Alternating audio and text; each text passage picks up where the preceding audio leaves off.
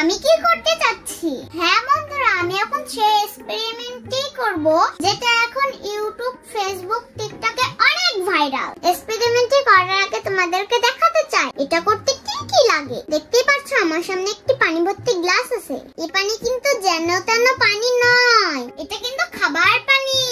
বন্ধুরা একটু মজা করলাম, টিউবওয়েল থেকে তুলে পানি দিয়ে দিলে হয়ে যাবে। তোমাদের আরো লাগবে একটি মোবাইলের ফ্ল্যাশ লাইট, আরো লাগবে হলুদ আর একটি চামচ। দিয়ে দিলেই কিন্তু আসল ম্যাজিক।